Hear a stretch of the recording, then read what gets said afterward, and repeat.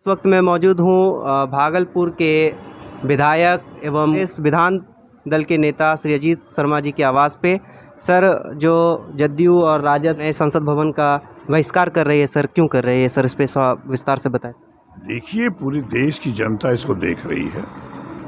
राष्ट्रपति सर्वोच्च पद पर होता है और कोई भी संसद का उद्घाटन अगर नए का किया गया है तो राष्ट्रपति को उसमें बुलाना चाहिए था, उनसे कराना चाहिए था, जो कि नहीं हुआ। तो संविधान को तोड़ने का काम ये आदरणीय प्रधानमंत्री जी कर रहे हैं। इसलिए हम लोग कांग्रेस पार्टी और विपक्ष के दल जो विरोध कर रहे हैं, इसलिए कर रहे हैं।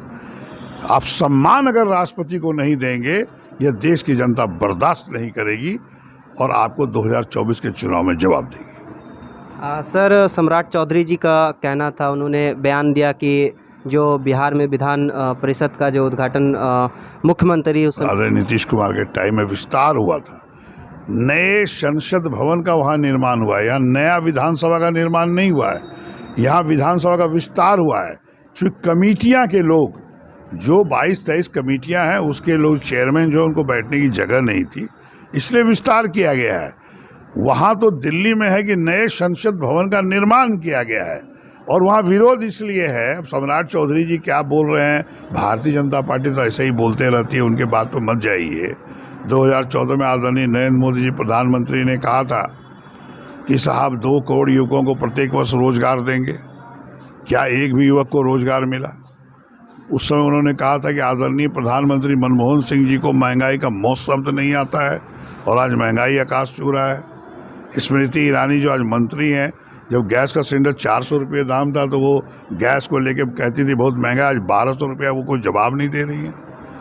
तो उनके बातों पे मत जाइए। भारतीय जनता पार्टी सिर्फ देश की जनता गुमराह करना चाहती है, वास्तविकता पे बात नहीं करती, इसलिए उनके बातों में मत जाइए। लेकिन राष्ट्रपति एक सर्वोच्च पद है, इसलिए विरोध हो रहा है कि उनको वहाँ पर बुलाना चाहिए था, उनसे उद्घाटन कराना चाहिए था। सर, कहा जा सकता है कि कर्नाटक चुनाव का जो नतीजा आया उसका भी असर प्रधानमंत्री सह नहीं पाए।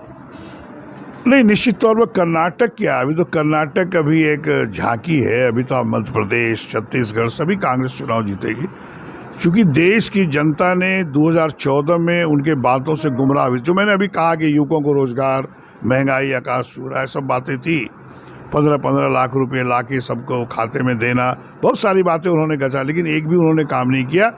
और बाद में लोगों ने, भारतीय जनता पार्टी के शीर्ष नेताओं ने कहा ये जुमला था, चुनावी जुमला। तो ये जनता अब सब समझ चुकी है, इसलिए आप निश्चिंत रहिए। अब बोलने से काम नहीं चलेगा, अब जनता काम देखना चाहती है, युवकों को रोजगार देखना चाहती है। इसलिए 2024 में निश्चिंत रहिए, भारतीय जनता पार्टी को जनता उखाड़ फेंकेगी। सर, लगातार भागलपुर शाहनवाज हुसैन आते रहे हैं और आ भी रहे हैं। पिछले कुछ प्रोग्राम में ऐसा झलक लग रहा है कि वो भागलपुर से एमपी का चुनाव लड़ेंगे, जिसके के लिए वो वोट बैंक की तैयारी कर रहे हैं। सर, ये भारतीय जनता पार्टी का अपना मामला है, वो भारतीय जनता पार्टी से जुड़े हुए हैं। ये तो भारतीय जनता पार्टी जो टिकट बांटते हैं उनसे बात कीजिए। कोई लड़े ना लड़े, इसमें हम कांग्रेस पार्टी के विधानमंडल दल के नेता को क्या मतलब है? वो उनके पार्टी का अंदरूनी मामला है, उनसे बात कीजिए।